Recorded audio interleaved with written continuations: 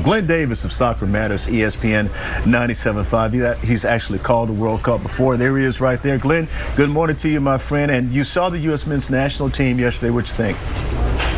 I think it's a great lift for everybody. It's the type of game you would have wanted. I think it was pretty much a 9 out of 10 from the standpoint of a collective, really good first 45 minutes. I think Mauricio Pochettino's keeping everybody thinking with lineups, but in this game gets everybody engaged. But for the country, the huge crowd that was at this game in North Carolina to see Christian Pulisic produce this type of a performance amongst a lot of other good performances, this is exactly what you wanted out of this game.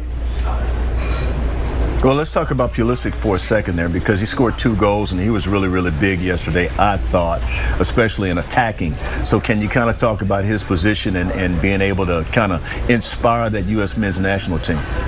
Well, he's the poster boy for U.S. soccer, plays at AC Milan. He's just left a very toxic environment at his club team in Italy, so I think it's really refreshing for him to get back to the U.S. national team amongst his teammates and get after this World Cup and try and make it happen and really not only do something special as a host country, but, you know, very technical player. It's a player people want to keep an eye on. He looked extremely sharp. He looked lively, as did his teammates for the most part.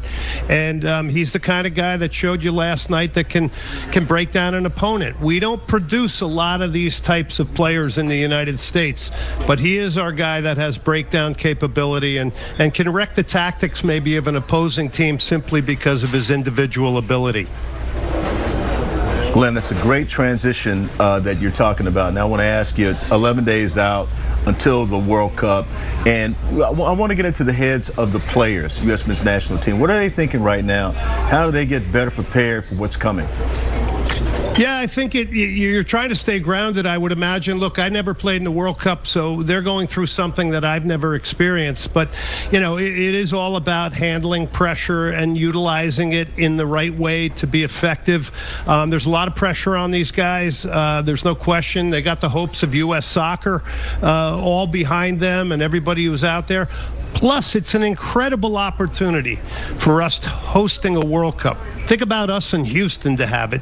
But from a national perspective, it is another amazing platform for us, for the game, to make more inroads in this country. It's not going to change everything, but it can certainly bump it all forward. These guys are all cognizant of that, and they are really trying to remain, I think, grounded here with one more game to go against Germany as a prep game for the World Cup. That's exactly what they need. He is Glenn Davis of ESPN 97.5 Soccer Matters. Thank you for joining us, my friend. We certainly appreciate you, and we'll look forward to seeing you this week a little bit more. Thanks as always, Nate.